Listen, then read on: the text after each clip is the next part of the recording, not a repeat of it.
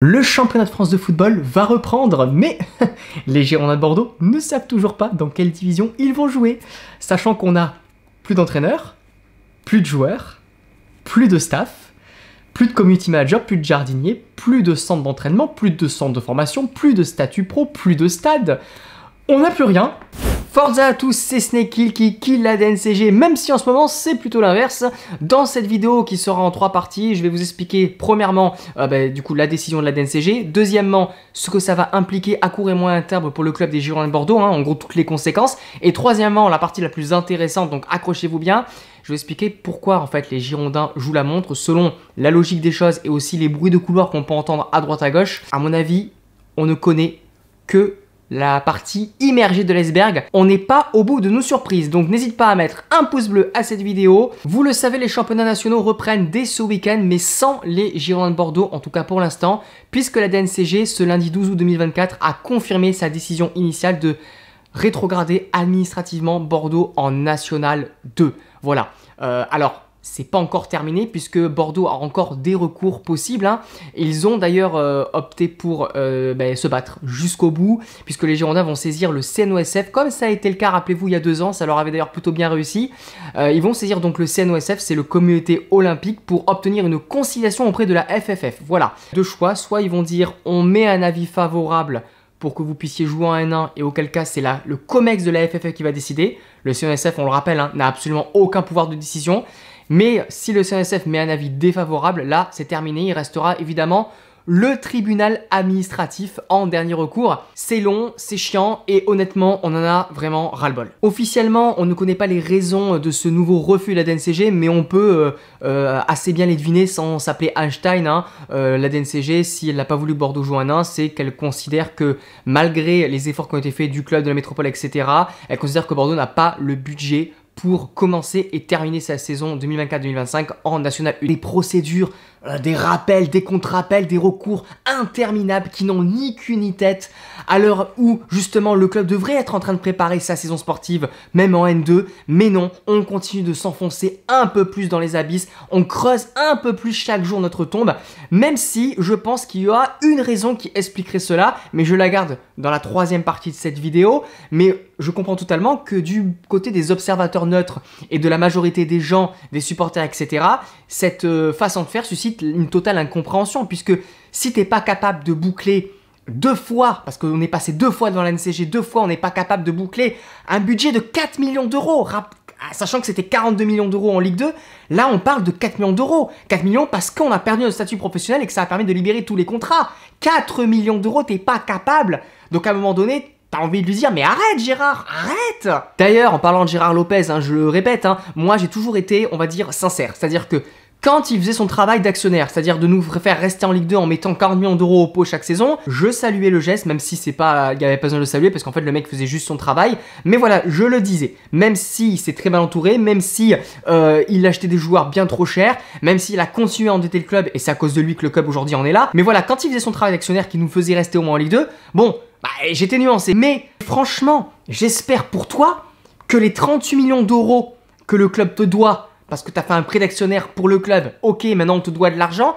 Alors apparemment, il va s'asseoir dessus, mais on parle, selon dans les médias qui sont assez bien informés, je crois que c'est Sud-Ouest qui l'a dit, ou France Bleu Gironde en tout cas, on parle d'un retour à meilleure fortune. Dans le monde de la finance, retour à meilleure fortune, ça veut dire que l'actionnaire qui par exemple va abandonner sa dette, comme l'a fait King Street avec les Girondins d'ailleurs, t'abandonnes ta dette, mais dans le contrat, tu vas stipuler que si le club remonte en Ligue 1, on va te donner soit la moitié, soit la totalité de ce que tu as investi dans le club. Et si c'est pas vrai, communique. Parce que si tu communiques pas, les gens vont penser que c'est vrai. Quelles sont les conséquences maintenant de la rétrogradation officielle de Bordeaux en National 2 ?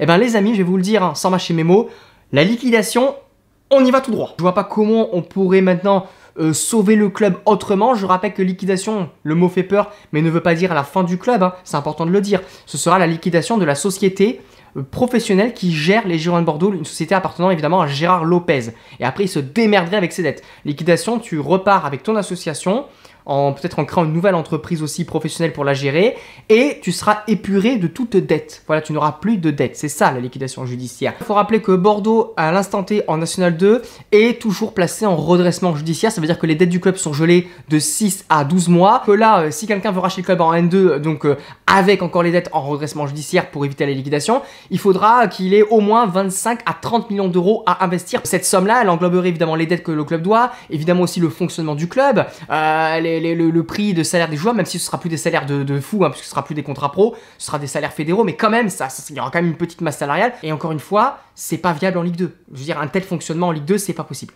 Même pour un club comme Bordeaux. Et qui dit masse salariale, d'ailleurs, dit joueurs, parce qu'il faut des joueurs hein, pour être en N2. La N2, ça se prépare, surtout que cette saison, si je dis pas de bêtises, il y a 4 descentes encore. Et franchement, pour l'instant, on peut même pas faire un 5, tu vois ce que je veux dire? Donc, ça va falloir vraiment sacrément mettre un coup de collier là. Hein. Et c'est compliqué, surtout qu'il faut au moins 4 équipes. Il faut constituer 4 équipes. L'équipe du coup senior, mais il faut aussi une réserve et 2 équipes de jeunes. Sans ça, tu t'exposes à des sanctions de la FFF qui peuvent te retirer des points, voire même te reléguer administrativement d'une division. On n'y est pas encore évidemment. Pour l'instant, Bordeaux a été placé dans la poule des Chavaneurs-T. Les Chavaneurs-T, vous savez, ils ont été exclus du monde professionnel. Hein. C'est encore pire que nous les pauvres. Ils sont en R1. Du coup, on prendrait leur place en National 2. Donc on serait pas dans la poule de Bergerac, du sud de la France, du sud-est, etc. comme initialement je le pensais.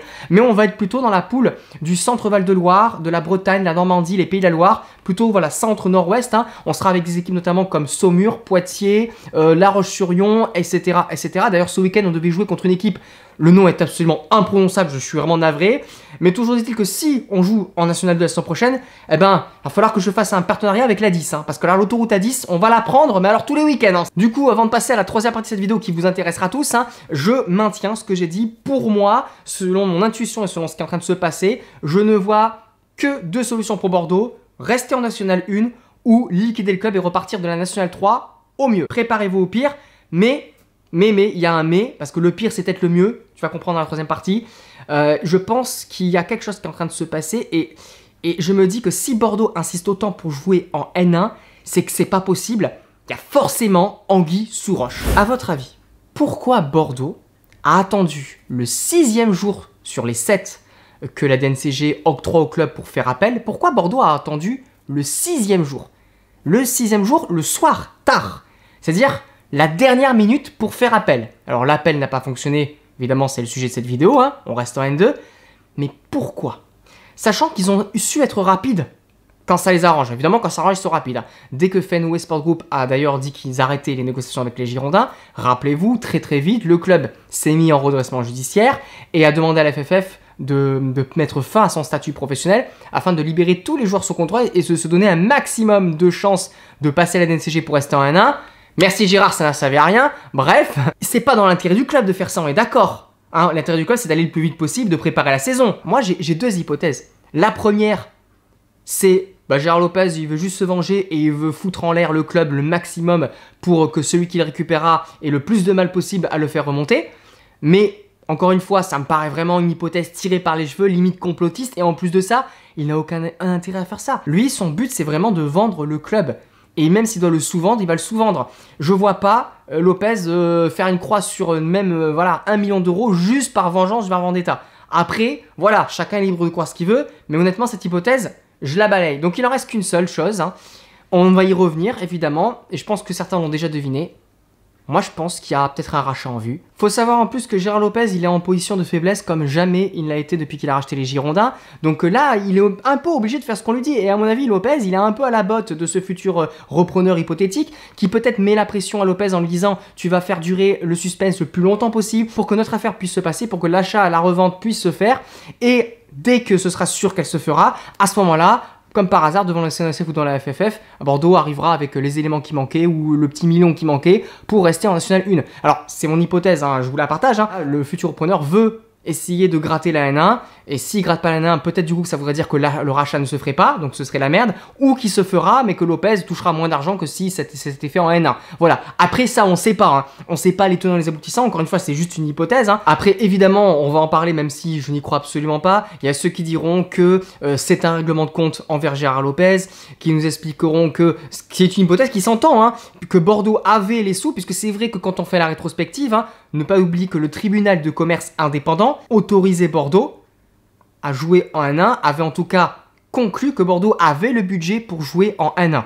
On rappelle qu'ils étaient présents à la DNCG, sachant que Bordeaux a du coup vendu, comme je vous l'ai dit, la section féminine, que la ville va faire un effort sur les loyers du stade, et on parle même de jouer gratuitement, que Lopez va faire une croix sur ses 38 millions d'euros que le club lui doit, avec peut-être un retour à meilleure fortune, c'est peut-être d'ailleurs ça qui a coincé, même si j'en suis pas sûr, sachant que les dettes sont gelées en plus pendant 6, voire quasiment sûr à 12 mois.